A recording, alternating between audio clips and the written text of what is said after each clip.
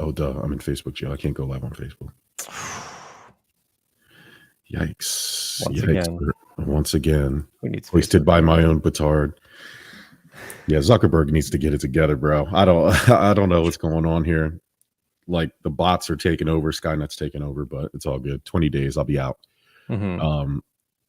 Yeah, Bert, today, little college basketball talk. Oh, yeah. More importantly, Tiger Woods is back. Maybe. As of right now, he's ready to tee off on Thursday. That's what he says. 10:30 something tee off time. So yeah. I'm sure everybody's gonna. I loved his press conference was like, well, how are you going to make that determination? He's like, well, I feel good and I was hitting the ball today, so why not? Yeah. And then they said that. Then this reporter had the gall to say, well, what felt good about today for you to want? Like, because he said he's going to play. That's why. What answer are you looking for?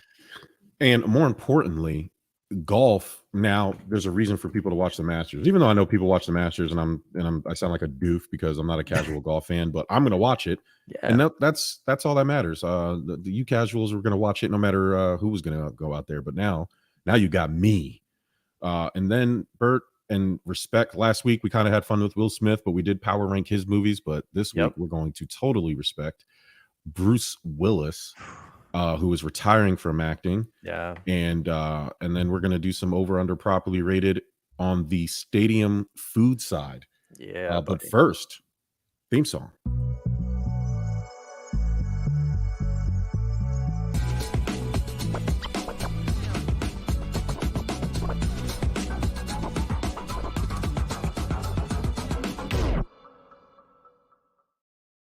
Sports. I did not mean to hit that button. My thumb hit it on my keyboard. You know what? It went with it. I think it was a happy accident. I was trying to move the entire soundboard thing on my other screen, and the air horn is like on the corner. So I think when I clicked it, it was close enough, so my bad. But happy accidents happen. So what's it's on the corner, everybody? Like by where people where you would usually like X out of a browser. Yes, gotta be careful. Could be alerting your wife when you're closing tabs, you know? I know. Listen, I'm so good at being close to that X. Let me tell you, buddy. Yeah, buddy. Listen, when me and Tiffany Towers are having our little special moment, and I hear that door start to turn, I say, click, click, click, click, click. Yeah. I'm really good at it. Really good at it. What's up, everybody? Into the private time alarm. That's what that is. No. Listen, I can't wait to get my own office. I'm having a lock on the inside. Trust me. So nobody can get in. Me and Tiffany Towers, we're gonna be all right. So what's up, everybody? This is Stuff About Sports presented by the Give Us a Shot Network. I am the Facebook felon germ. 20 more days. Holla at your boy. That is the prettier Corey, Bert. Bert, what's up, man? Not a whole lot. Another week of sports. Championship game last night. Enjoyed it. I know we haven't talked a lot of March. Actually, we haven't talked any March Madness whatsoever. But what better time than to start now, right? You know, yeah, right when it's over, because that's what we do. Full disclosure, we are not big college basketball guys. I do watch like Elite Eight, Sweet 16. Yeah. I'll start if the game is on, I'll start getting into it. Obviously, the best. I like watching the best teams play the best teams. I'm not a big fan of watching, the 365th ranked team play Duke and get blown out by 50 points. But you got to respect and following just like what St. Peter's did this year, and making history. You love those underdog upset stories, but championship yesterday. Final Four over this past weekend. It was tough to see Coach K lose. I will say that. You kind of wanted that storybook ending to his storybook career. You did. And whether you're a Duke fan or not, I'm sure. Actually, I can't say this. I was going to say, I'm sure even UNC fans deep down were like, what, if Coach K beats us in the Final Four, then I guess I'll be happy for him. But no, those two schools absolutely hate each other. So, the rivalry is on. There's a lot of UNC fans at the job, and they were damning Coach K to hell and all types of nonsense. That's what happens when you're only 30 minutes between those two campuses. Oh my God. It's Bloods and Crips. It is. Yeah. It's bad. It's real bad. Except they both wear blue. That's the weird part. It's just a lighter blue, and yet UNC somehow makes baby powder blue or baby blue, whatever that color is, dangerous. Like in certain circles, it's dangerous. It's like you flash those colors, and you could end your life. And unfortunately, UNC's title life came to an end at the expense of the Kansas Jayhawks, or the Jailhawks, as some may call them, after several years. Maybe not several's a long time, maybe like 4 or 5 years of FBI investigations for bribery and a bunch of other stuff. They only had 2, I believe, top 100 recruits, and they both were like, in the 40s or something like that, or 30s and 40s, whatever. Not a highly touted school. I know last year they got blown out by, I believe, USC. I believe they beat them by like 30 something points in the second round of the tournament. So Bill Self, this was a redemption tour of sorts for the Jayhawks. What's their fourth title since what, 2008? Yes. Yeah. And for a guy like Bill Self, I'm sure this was like, hey, I need this win. We should be a lot better historically than we have been. And so, shout out to Bill Self. Shout out to Kansas. The game, I went and rewatched some highlights of the game. Shout out to the ESPN Plus app. I mean, it's great. But I didn't watch the game live. I was at work, and we just didn't have time. And so I went back to watch some of the games. Some, not all of it, but from what I could tell, I think UNC had a little bit of, hey, it's in the bag. They went into halftime saying, hey, it was in the bag, because the effort and the energy. And then also, just to give Kansas some credit, there was a little bit of hey, wake up, play harder than the other guy. At the end of the day, you can have all the talent you want. If the other guy works harder than you, most of the time it's not going to work out. And it's easier to get the lead than it is to maintain the lead. And I think once in the game, and basketball is a game of runs, it's a game of momentum. And Kansas took all the momentum, and UNC, it was too late for them to get it back. Yeah, look, down by 15 going into the half. UNC in the NCAA tournament has been 46-0 when leading by double digits going into the second half.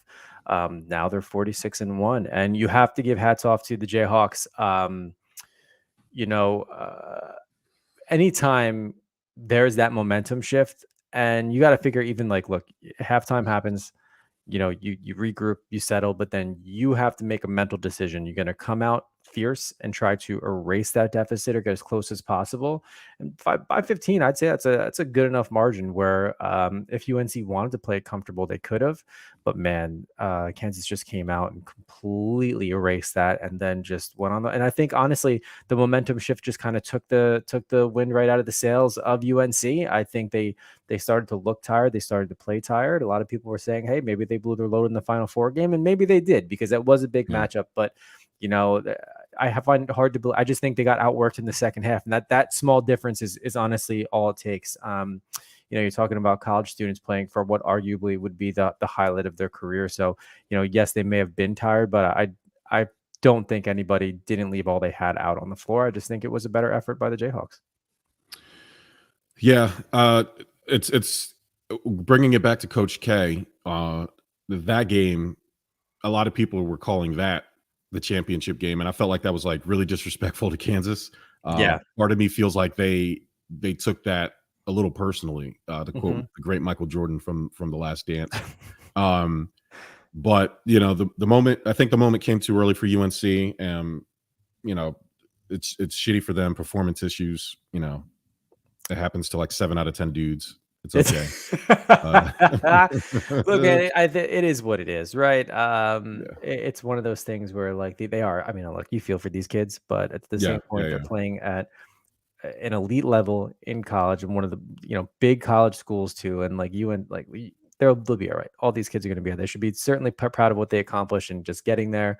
Hats off to Kansas, and UNC should absolutely feel proud too. And they've got a solid program. So I mean, I'm no doubt in my mind, like every single year, we'll see them at the top, whether they win it all or whether or not they're just back in the Elite Eight or the Final Four.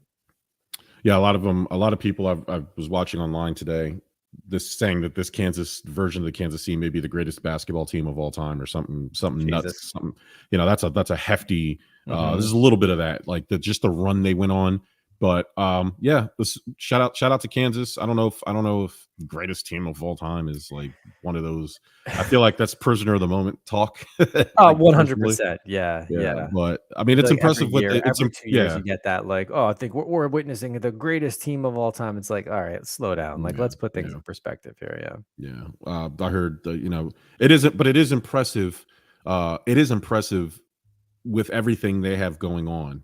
Yeah. In terms of with the FBI investigations and I think like corruption and bribery, like payments to players of like $25 up to $90,000. That's heavy stuff. Like that's like class 1 heavy duty death sentence college violation stuff that they're dealing with. Yeah. So and then if you have a top notch coach like Bill Self, it's hard to recruit when you have that black cloud over your program. So I mean, it is a nice story, a bit overshadowed by the Coach K deal and everybody kind of hyping up that UNC Duke game. But it's all good.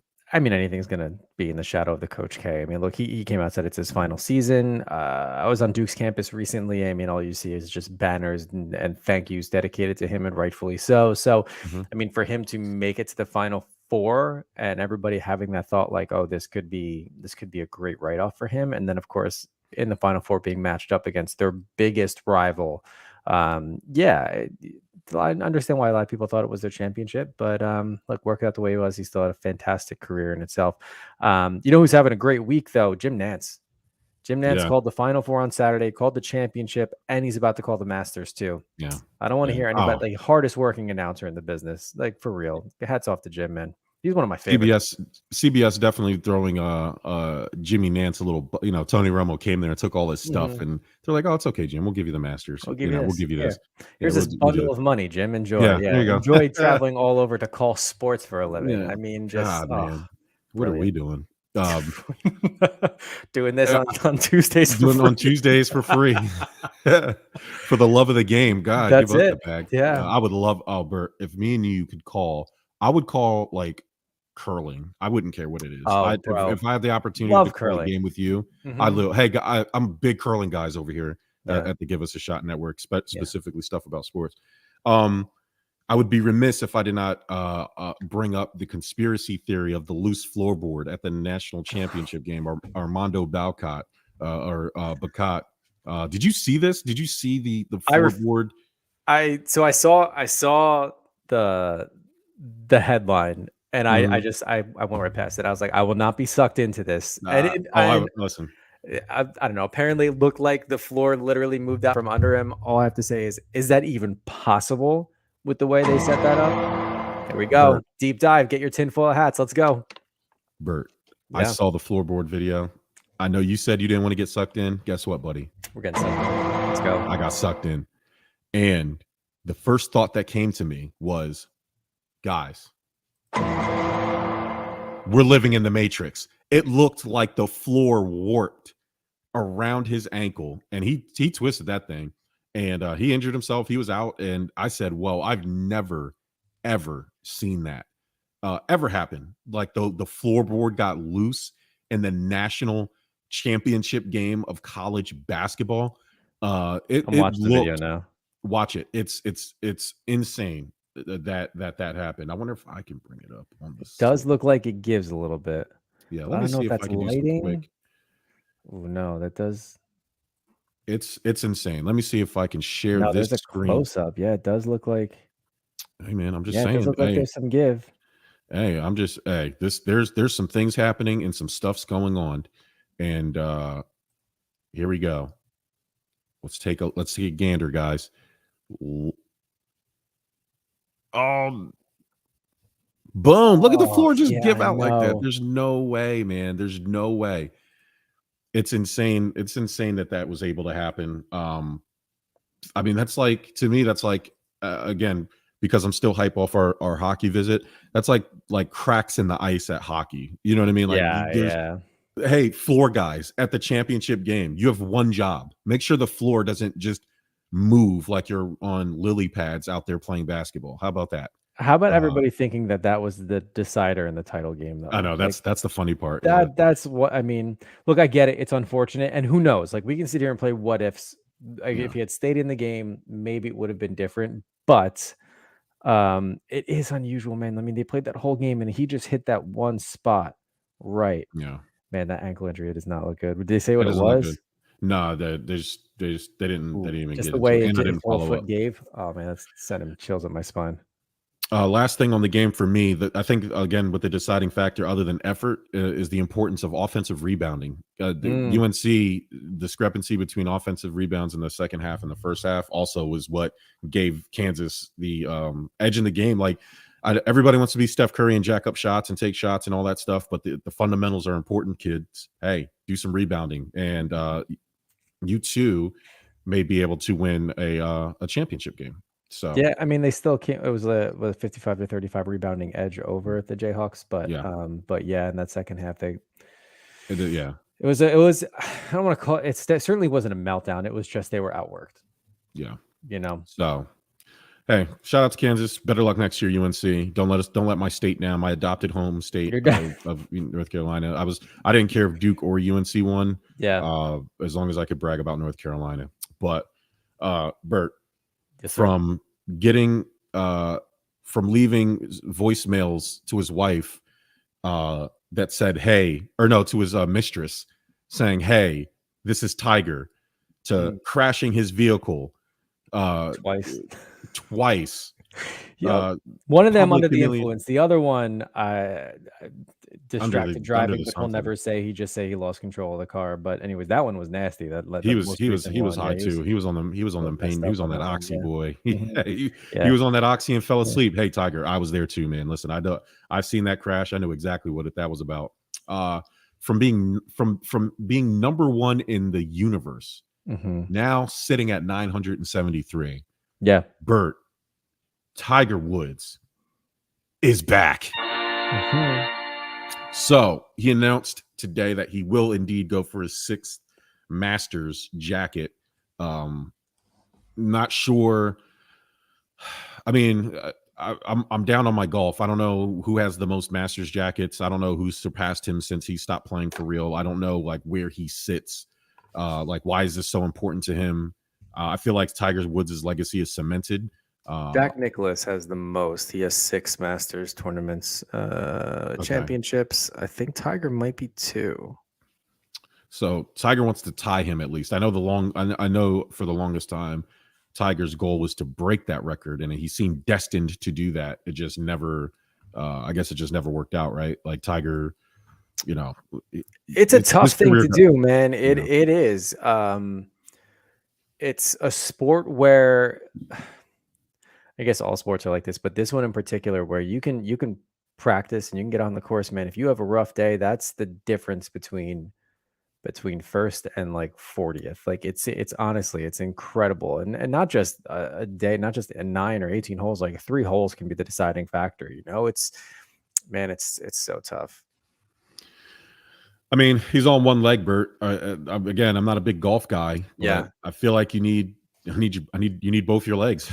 Like, I don't know. I go to Top Golf every once in a while, and my legs are pretty tired. I can't imagine him playing. Yeah, Tiger has 5. Jack Nicklaus has 6. Arnold Palmer 4. Then Jim DeMeritt 3. So yeah, he is. So it's interesting because watching his press conference today, or at least the highlights of it. And again, I brought up that reporter because he was rude as shit to Tiger Woods. Fucking golf legend. You're going to be rude. And I got the quote wrong at the beginning of the show. It wasn't like, like what makes you think you're going to play? They asked him, do you think you have a chance to win the Masters? And my response, I mean, he handled it way better than I would, because I've been like, if I didn't think I had a chance to win, what do you think? I'm going out there just for a fucking Thursday afternoon golf session? Like, no, I can do that anywhere I want. I'm going to do it because I think I can win. And the reporter followed up. He said, yeah, no, I do think I can win. And the reporter followed up with, so what was it about, today, I guess him practicing that made you think that you were going to win? And I heard that question and I was like, what? So Tiger was just like, well, I was out there hitting the ball. I think I can win. And he basically said nothing else is hurting him from his game. He goes, walking is the issue.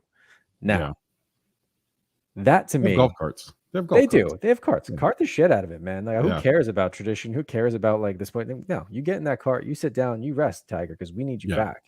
Matter of fact, Tiger, if you pay for me and Bert's airfare and food, we'll carry you out there for free. I would just get us the flight, get us a hotel room, and get us like the unlimited food pass. Yeah, I promise you, buddy, we will get you around that night, those 18 holes at the Masters. I guarantee it. Me and Bert will guarantee a win. We'll Nancy, we will Tanya Harding the shit out of the competition. You can't walk, boom, no one else can walk. Nobody else can walk. Yeah. Listen, Bert, I want to toot my own horn, but I shot expert in the military, so I'll take McElroy's legs out if I have to. Well, Tiger, you'll win the tournament, buddy. Listen, I'm a good shot. That's all I'll say. Someone's shooting everybody with a paintball gun, and Jerem's sitting there with like paint on his hands and shit. Like, I don't know, man. I think it went the other way, but man, dude, when what struck me is interesting is like you can't walk, but damn, you can still hit that ball. That to me is like playing through just the pain of walking, but making sure you can compete. I'd be scared. I'd be terrified if I was a competitor. Tiger says walking's an issue, but he's going to get out there and he thinks he can win this thing and he's going to crush it. Man, he's got the eye of the tiger, pun intended, but I'd be nervous, but we'll see. Look, he said he's going to tee off. The first day is always absolutely telling. And if he comes out and has a monster day, I'm rooting for him, but I want to see Power Red on a Sunday with him clinching it. That's me. Oh, the red and black is coming out. To speak to that reporter, I think a lot of people, especially in this day and age, are hypersensitive to off the field stuff. Yeah, and I think because guys like us, the reporter has to be young. I mean, I would assume because, again, people revere Tiger because we remember him from a greater time. So we're willing to forgive the girlfriend early in our relationship because she rocked our world because we never had that before, right? Yeah. We won't tolerate the same behavior from like a newer girlfriend because we've been there, done that. So like, but it's that first one you kind of have a soft spot for it. Same thing with Tiger Woods. We've watched this kid grow up, literally. You know what I mean? Like we watched him grow up on the field. He was our age out there competing against men. You know, like he looked like our age kids. Yeah. By the time we got to watch him. And obviously, he's a little older than us, but either way, it's the same thing. Like it was like a kid going out there. And I think kids are feeling that same, like we felt that way about Kobe Bryant, straight out of high school into the NBA. He's a kid. He wasn't that much older than us. You know what I mean? Like Luka Doncic for the newer generation. He was 15 years old playing against professionals. Put in the fucking work. That's the thing. That's what a lot of these kids don't understand. It's like they think it's just natural talent and ability. I mean, Tiger had been playing golf since he could basically in diapers. And I mean, his family was quite literally mortgaging their future because they're pretty sure the story goes they took out a second mortgage to pay for his tournaments when he was younger to get to that level. So yeah, man, I mean, call it what you want. They gave him an opportunity. They stretched it thin and he recognized that at a young age and put in the work. So it was something he wanted to do. And yeah, he was a kid when he was out there. And you're right that we want him to win because this is our generation. Tiger Woods put golf on the map for everybody, golfers and non-golfers. He was there just representing an entire generation of individuals that never thought about golf as being interesting, and he made it interesting. And I think that's probably the biggest takeaway for me is like, look, I'm a leisurely golfer. Am I good? Yeah. Absolutely not. Do I like to get out there and drink some beer and hit some balls? Yeah, sure. Why not? But I don't even know if I would even consider it had not been for Tiger. Everybody wants to be Tiger. They want to get out there. They want to feel it. And he's just, man, he's in a league of his own. I remember watching a clip of him talking about, I don't know what club he was hitting, just like an iron or something. And he's with other professional golfers.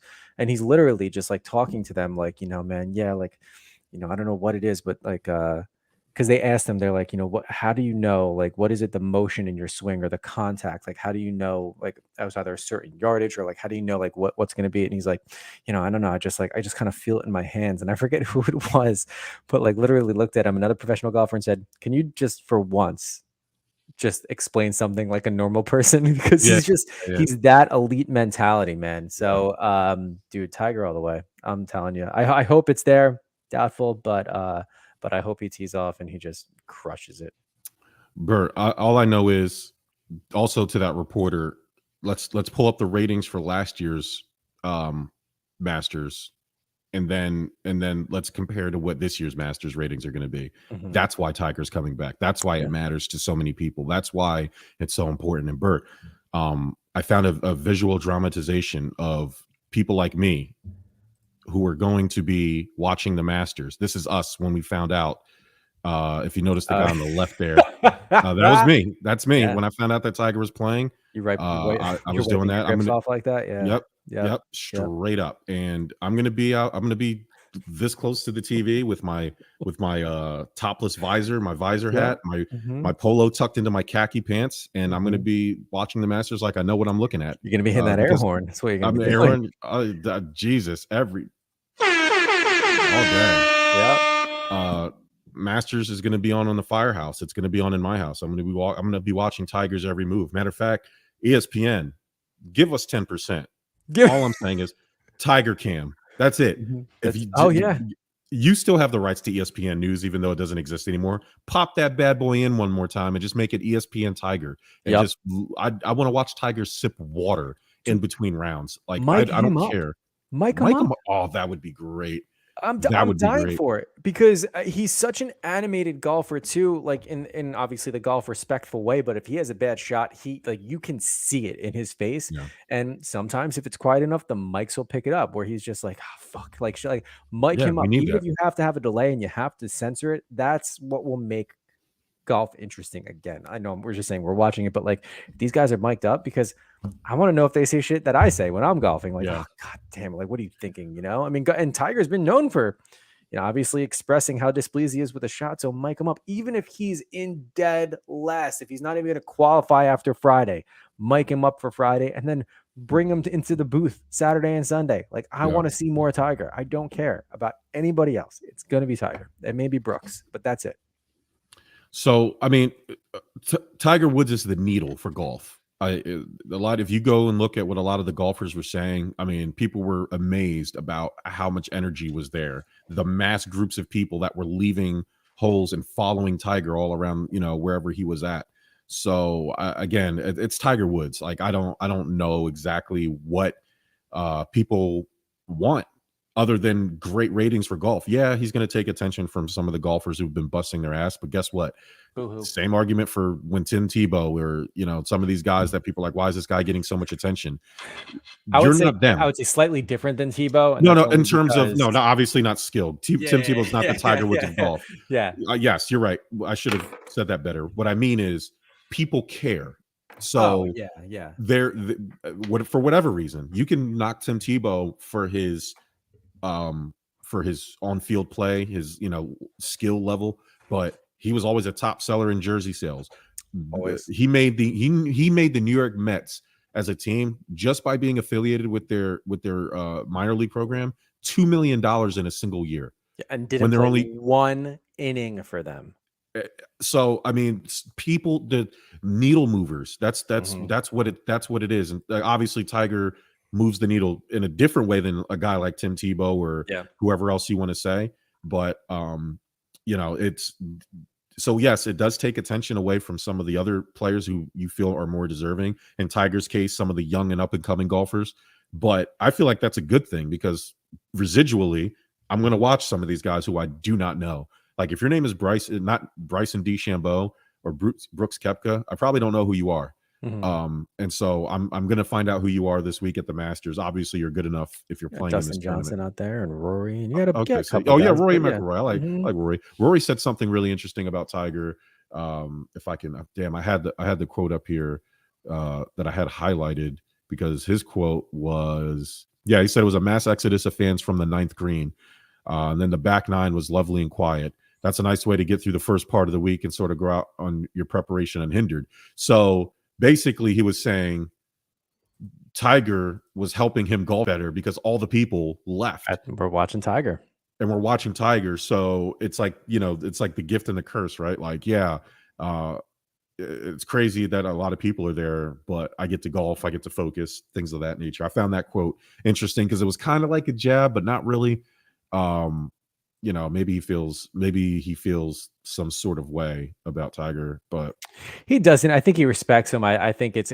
I mean, there might be a twinge of jealousy from these golfers that you have to respect it, right? You have to respect the fact that he's this golf icon. But I mean, granted, if there are players playing better than Tiger, but people still go to Tiger, it just is what it is. So I'm sure there's like a little bit of it, but No, I know for a fact he certainly respects Tiger.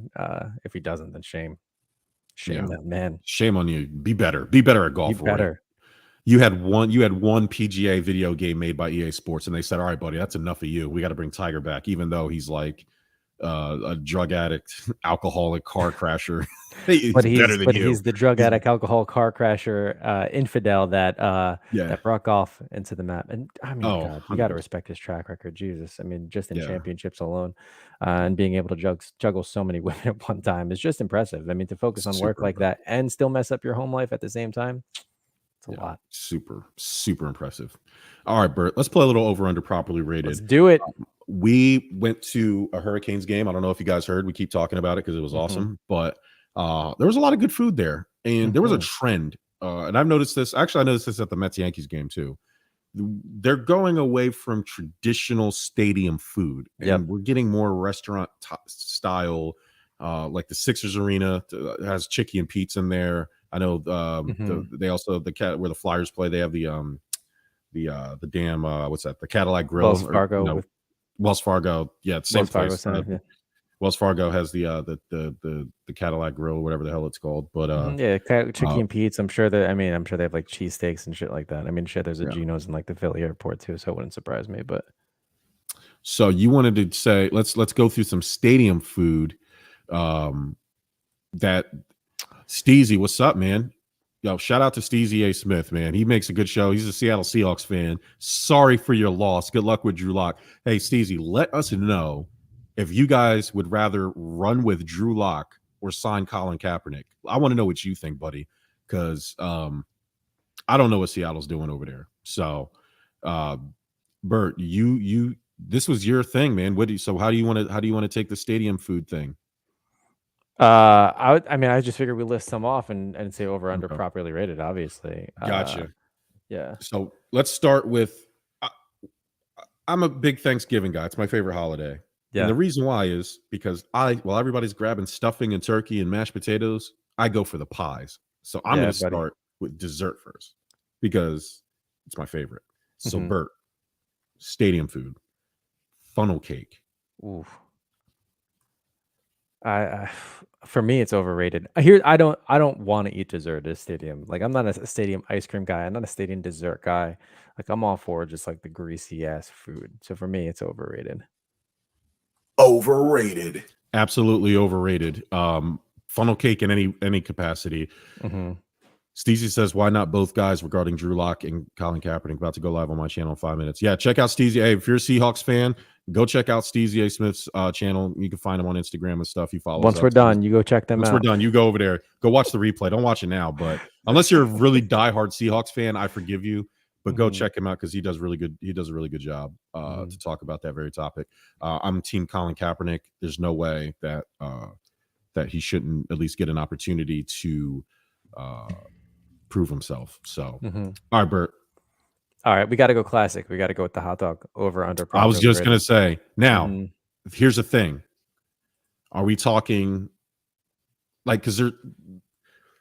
All right, so never mind. All right, yeah, hot dog. Because I was gonna say, are we looping like sausages and hot dogs together? No, honestly, we can do sausage next because I do want to put that into a separate category. Okay, so like a good Nathan's long hot, just longer than the just a regular hot dog. And I'm not talking about like now. I mean, look, you mentioned it. Like stadium foods, they're trying to dress this shit up. So they're trying to get like Guy Fieri to sponsor a hot dog in like every stadium where they're like, oh, it's got pickle spears and chili and hair from Guy Fieri or something like that. Like or like gold flakes. No, I'm talking about just general hot dog. For me, completely overrated. I don't want to touch a hot dog at a game. Maybe if they're $1 at a baseball game. Shout out to the Divide. But other than that, overrated. Steezy, open invitation. Anytime you want it, you holler at us. We'll get you on the show for sure. I don't eat pork, so it's hard for me to find an all beef hot dog in some of these stadiums. But there's a very few places that do actually have. I know Nathan's are all beef. And so when I can get a Nathan's hot dog, I will say it is properly rated. Because the hot dog to me is like the peanut butter and jelly sandwich. It's good anytime. It don't matter breakfast, lunch, or dinner. And if I can get a good dog now, A lot of the places have the fancy toppings. You don't really need it. You just need a good mustard, a good ketchup, and that's it. You don't really need all the fancy schmancy stuff. If the hot dog is good, the bun is a big thing. I don't want any of that stale white bread that like just flakes and disintegrates. Like it's it doesn't happen with the black bread, Bert.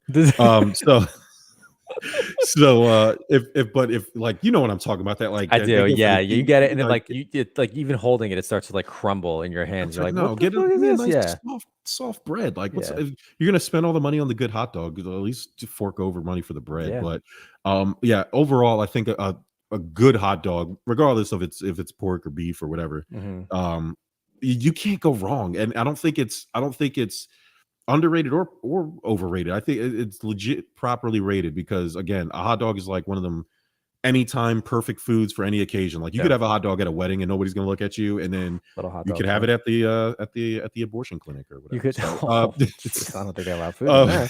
But you can bring it. Like, you had a oddly that was the first place that popped in my mind. I don't know. Hey, shout out to the abortion clinic. Shout out to Jokes. Jokes. Yeah. So I'm in Facebook jail, so I don't care. Whatever. Yeah, that's what it is. I don't think that's terribly offensive, but no. So the reason for me it's overrated because right now I honestly would prefer a sausage, and I think it's just because every time I go get a sausage sandwich. So for me, sausages at like stadium sausages, properly rated. Like I think they should be more popular. So dare I say, properly rated, underrated. Like it's just, it's you can get. I mean, there's just so much better in terms of dressing them up with like the onions and the peppers. They usually have the big like Kaiser type rolls on them too. I just think you get more bang for your buck with them, and plus, you don't have that hot dog burp like for 4 hours after the fact. Like you get some sausage regurd, but like you don't get that. And you know what I'm talking about? Like 6 hours later, you're like, fuck, I'm still burping this up. Like what the hell is happening? You know? There's an after. It's not even an aftertaste. It's just whatever's in the hot dogs like lingers in your body. It's literally there.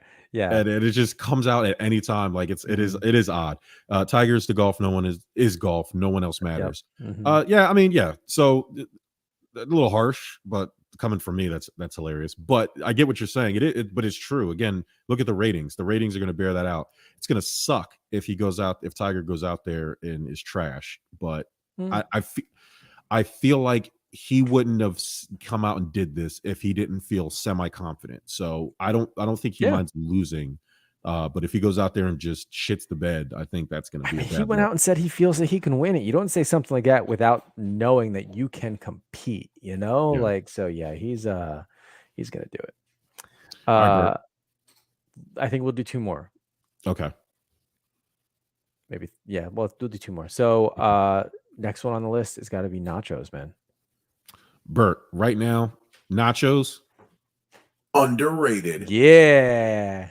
It is a underrated stadium, a loaded nacho bowl. Now, some of these places kind of skimp you on the nut. Like, so if you're one of those places, fuck yourself. Like, give us a lot of cheese and a lot of the green onion and a lot of the sour cream and the salsa and the pico. I want it layered too. I don't want to eat a top layer and then have nothing but like a thing of chips underneath. Like, no, I want like layers of cheese and like all of the fixings, and I want it. It's just, yeah, man, I'm with you. It's underrated. It's just, you have to take a chance. You have to understand that things are going to get a little bit messy.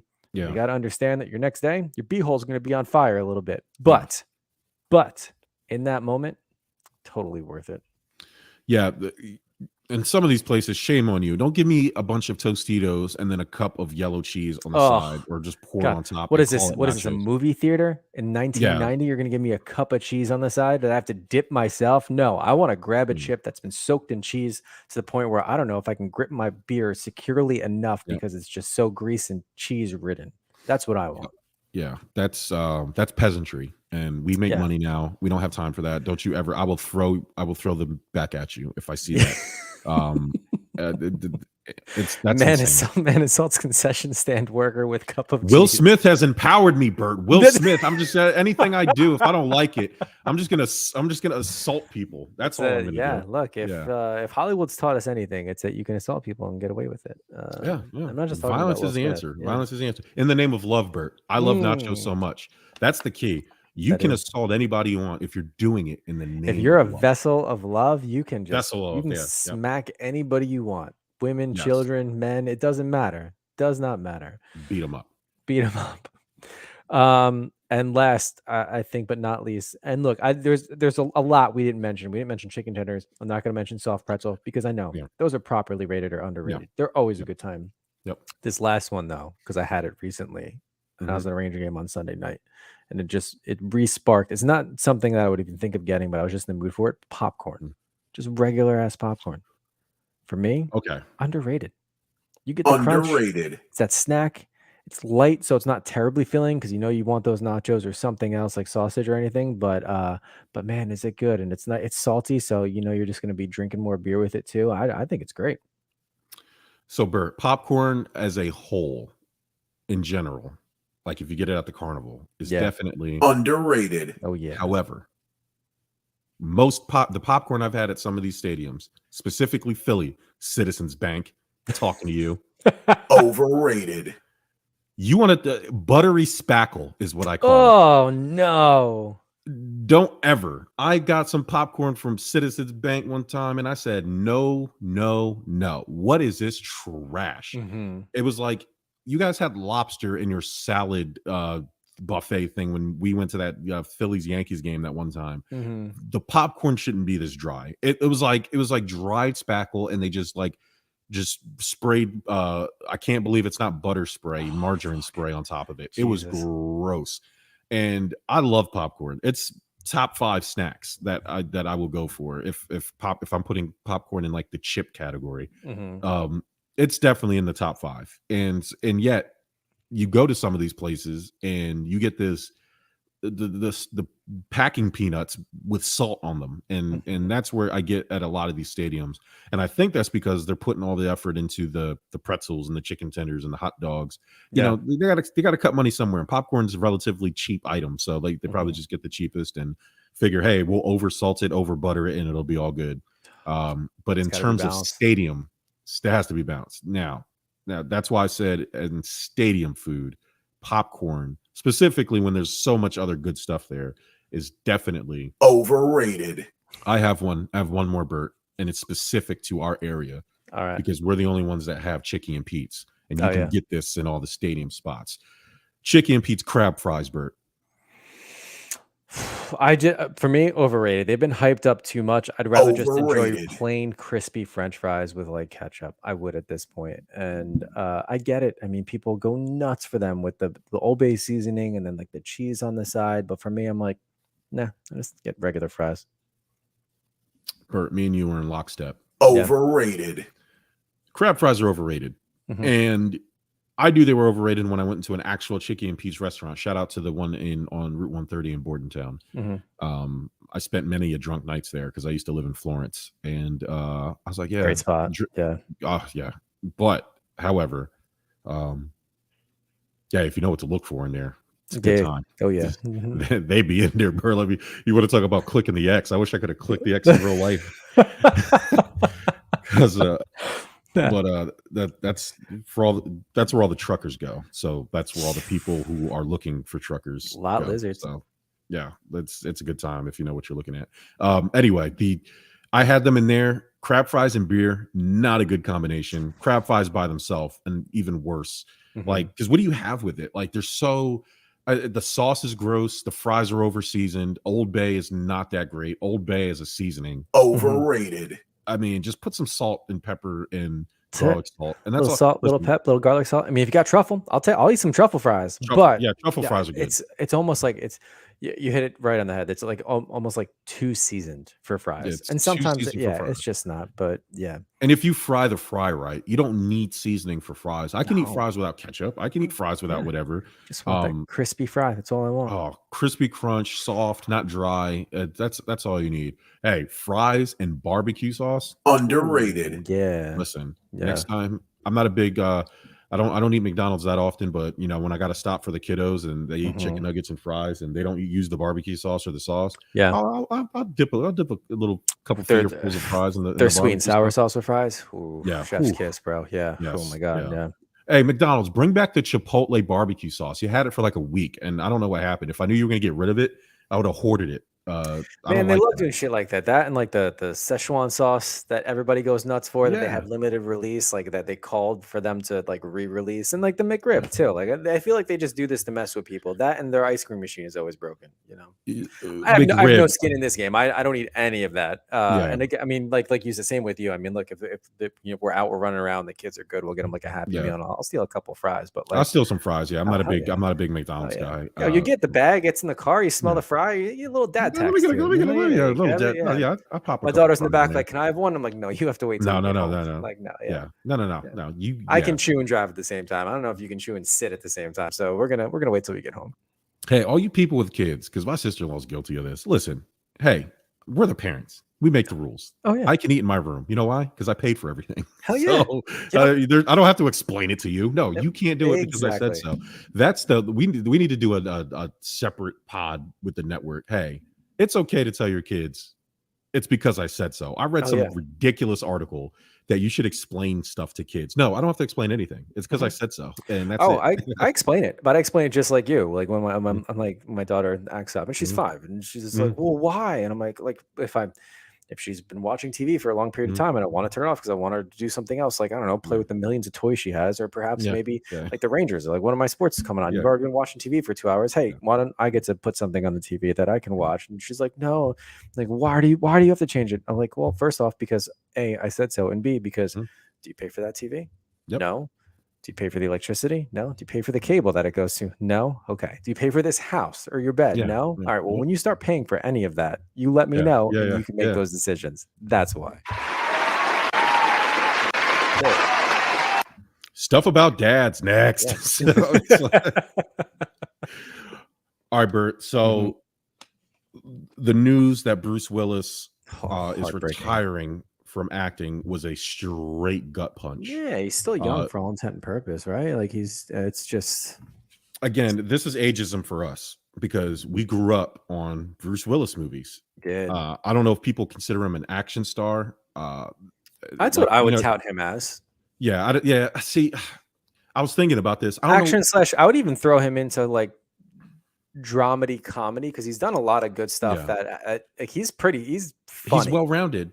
But some people like to pigeonhole him into an action star, and I don't know if that to me, when I say that, I feel like I'm disrespecting him some way, and I'm sure a lot of that is just like his circumstance, but I don't know if I can just label him a straight up action star, even though a lot of his, that's what he's mostly known for.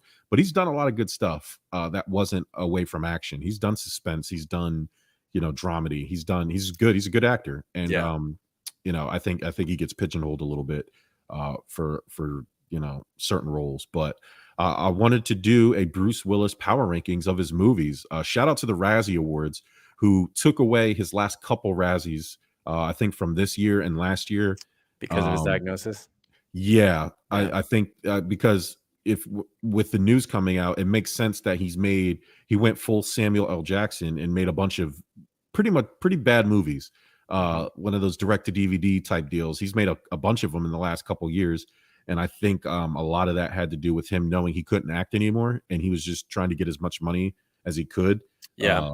And I think once his diagnosis came out, it made a lot more sense. And the Razzies rescinded the awards they gave him for a couple of the movies that I didn't even know he even had out. That's how bad it was. I was like, I never even heard this movie. I don't know. I again, when I'm looking through this, and I got to be honest with you, for these rankings, I had a hard time because there's so many good movies he's been in. So I tried to focus my list on movies that predominantly focused around him as an actor, because I mean, you think about these movies like Pulp Fiction, there's so many other great actors in there too. And same thing with like Sin City, both of them great movies, but there's so many other actors in there. So I tried to bring it back to just movies with just him. Also, shout out to Bruce Willis for pulling some incredibly hot tail. Obviously being married to Demi Moore, who's still smoking hot, but now his wife, his current wife, who I mean, a little bit younger, almost 20 years younger than he is, but Emma Hemming, Willis, nice, like just very attractive. So Bruce, I mean, he's a action star, bald is beautiful, man. You know that. He's a good looking dude through and through, but smoke show. I am bald because of Bruce Willis, and my hair is falling out. So there we go. Because of Bruce Willis. Because of Bruce Willis. In my version of the story, it's because of Bruce Willis. Yeah. So yeah, Yeah, shout out to Bruce Willis. If you want to start, go ahead, man. Yeah. Oh man, I listed more than top 5, but I'll do 5. Number 5, Bert. What you got? Number 5 for me, Unbreakable. It is. This is one of 2 M. Night Shyamalan movies, probably his 2 best movies, I'll say. But Unbreakable was just good. You have him opposite Samuel L. and just the character he plays through and through. And a lot of people thought he was underwhelming in it, but I thought it was just absolutely perfect. And it was just a great movie overall, well written. So that's number 5. Number 4, The Fifth Element. Classic sci-fi movie, late 90s to a T. There's action in it, there's sci-fi, and he's phenomenal all around. Chris Tucker's in it. What's not to like about that movie? Yep. Number 3, second M. Night Shyamalan movie is The Sixth Sense. Man, fucking brilliant. Put Haley Joel Osment on the map. I know he was in like Forrest Gump before that and like other shit, but like just overall fantastic movie. Number 2, this is kind of like action cop drama / comedy, but it's The Last Boy Scout. I really like that movie. Kevin Wayne's like, you can't go wrong. They had the comic relief, they had the action in there, and it's one of those where you can just quote it through and through. And number 1 is still always going to be my favorite because it's probably the most quotable Bruce Willis movie out there, and it's Die Hard. I can't get over it. It's a Christmas movie. It's a great movie. It deals with German terrorists. It's just anything Alan Rickman. It's like anything you want in an action movie. It is, and it was one of his very first action roles. Like it's a huge role. I read a story recently that they paid him, I think it was at the time like $25 million, which like they never did to any actor, let alone one that hasn't proved himself in Hollywood yet, because they saw that much talent and potential in it, and it was there. So that's my list through and through. A couple honorable mentions. I already said Sin City, Pulp Fiction, but I had a tough time putting them in this list. Those are more ensemble movies too. They are. Put them as Bruce Willis movie, but The Whole Nine Yards is a great comedy with Matthew Perry. There's this movie called The Kid. It was a Disney movie. It was awesome. I remember that movie. And then one that flies under the radar for me is Lucky Number 11. That's with Josh Hartnett too. Dude, fantastic movie. But yeah, those are honorable mentions. But overall, I mean, very sad to see he's retiring, but we'll forever enjoy his movies. Bert, love that list. I loved all those movies on your list, and here's mine at number 5. A Good Day to Die Hard. Ooh, okay. Number 4, Die Hard with a Vengeance. Number 3, Bert, Die Hard 2. Bert, at number 2, Live Free or Die Hard. And number 1, Die Hard. Die Hard. The top 5 Bruce Willis movies. I was gonna an honorable mention, maybe 1A or 1B, however you want to say it. 12 Monkeys. 12 Monkeys was good. Yeah. Shout out to Bruce Willis. It is sad. I didn't know aphasia was a thing. I never heard of it. I had to do some research on it. Neither did I, but after like seeing that it's like a form of dementia, it's awful. It's an awful. I was like, oh, this guy, aphasia. Doesn't sound bad. It sounds like what Jada Pinkett Smith had. But come to find out, it's not. It's totally different. Now, if Jada Pinkett had aphasia, then I would understand the Chris Tucker thing a little bit better. But the fact that that Bruce Willis gracefully did this, right? Like he didn't make he kept this thing pretty much a secret until he couldn't. It was just his family that made the statement for him. It was.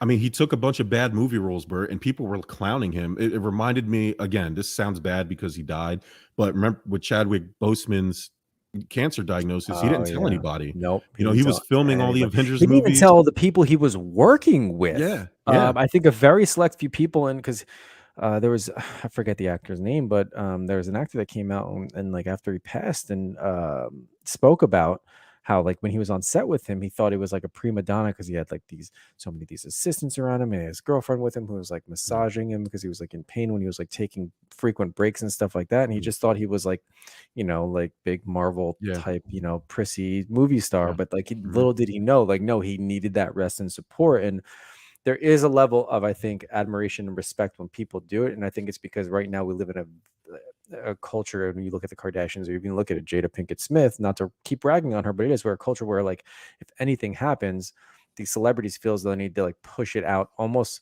to get attention. I don't know if it's have to get attention or have to bring awareness. Who knows at this point? But when you do something like what Chadwick did, or even what Bruce Willis did, where it is a little bit more quiet, or even like Norm Macdonald, like these other, like, you know, Alan Rickman, these guys that are like dealing with these diseases on their own and very privately. I like, to me, it's tragic, but also more admirable that they're doing it in a private manner, and if they're not like shoving it in your face is a bad expression. Shoving, to use, some people use it your for face. more attention. But he did it the right way. They also did it very quietly, to not take anything away from like obviously the Oscars or anything else like that. So and nothing but support and obviously understanding after researching what this terrible disease is. But yeah, I mean, it starts out like having trouble reading and just understanding and talking. It's very close to just what is like true dementia. It's horrible. So, and he's only 67 years old. So yeah, I don't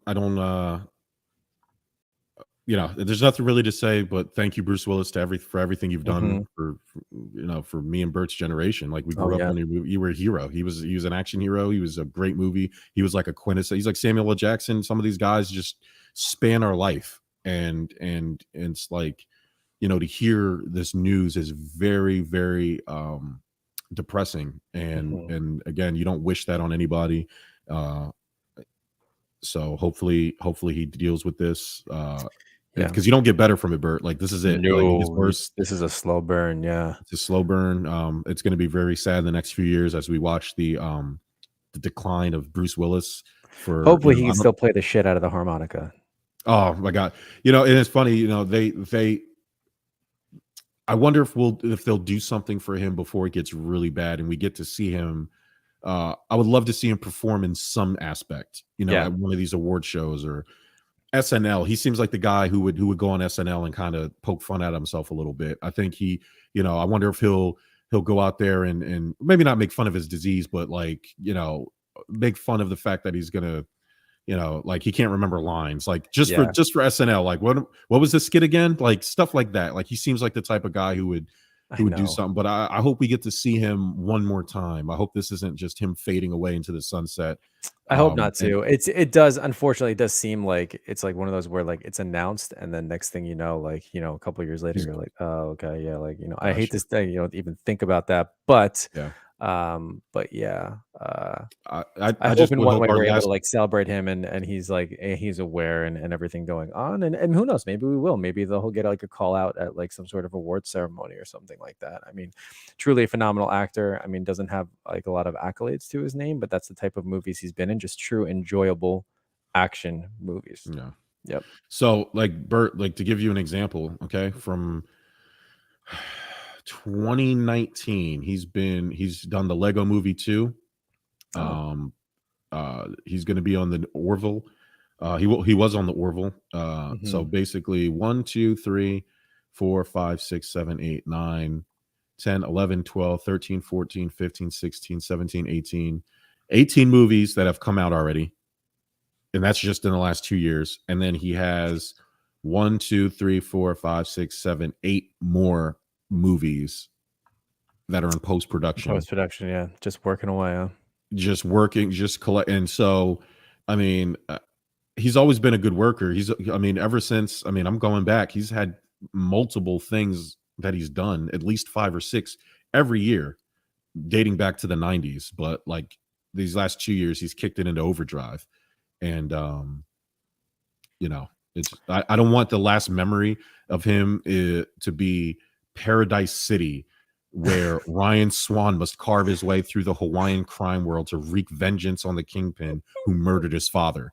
I just don't want that to be the last thing I've. No. It sounds like it's going to be a great thing, but John Travolta's in it, so it's like. Yeah, I mean that's. I don't want Bruce Willis. Just John Travolta, I'd be like, that makes sense. Or even like it would be Nick Cage, but at least Nick Cage now is pivoting to where he knows he's taken on those movies, and now he's making fun of himself with the Nick Cage. I'm very excited for that movie. I am too. I actually can't wait for it. It actually looks good as opposed to a lot of the other stuff he's done. I hope he gets it. All right, Bert, who gets your game ball? So friend of the network announced his retirement today. That is Todd, the Todd father, Frazier, 11 years in the MLB. Countless, I think 5 or 6 different Major League Baseball teams. Got to start with Cincinnati. Played for both New York teams. I think Pittsburgh and Chicago White Sox were in there too. But after 11 years, and played for Team USA, who can forget when the Olympics, won a silver medal. So who can, honestly, game ball goes to him. Hats off to you, Todd. Congrats on a phenomenal career. Way to represent Jersey well, coming from a Jersey boy myself. But you want to talk about a player that, 2015 home run derby winner, like on top of it all, but still stops to entertain his fans and just be so gracious and generous and patient, including, after he was on the Divide. I actually saw him when I was in Disney, and I went right up to him and said, Todd, do you mind if I get a picture? Because I have to send it to the guys in the Divide. He knew exactly what I was talking about. He said, yes, like, tell him what's up for me. And, went on my way. So look, nice guy all around, phenomenal baseball career. I know he's going to do great things next, but congrats, Todd. My game ball goes to you. That picture is currently in the stories of @Stuff About Sports. Yep. Todd had a bigger smile on his face because he got to see Bert. Bert do that to him. So I'll never forget. My dad was like, "Who's that?" I was like, "That's Todd Frazier." Frazier, yeah. Really? Yeah, yeah, like, yes. Yeah, he knows me, pops. All right, like I'm the guy now. My game ball is going to Diana Taurasi, who could not stop making dick jokes during the Final Four. I find that hilarious. It's right up my alley. Straight face too. She couldn't stop. Yep. Couldn't stop doing. She loved it. I mean, this supercast between her and Sue Bird. And I'm a big Sue Bird fan. I know she don't want me, but I want her. She's great. She said that's where the length. She was talking about the South Carolina Gamecocks, which is hilarious. Famously, again, Bert, back to our childhood, I believe, like early 2000s, stopped putting cocks because they used to market that. Like they would have shirts and hats that would say Cox.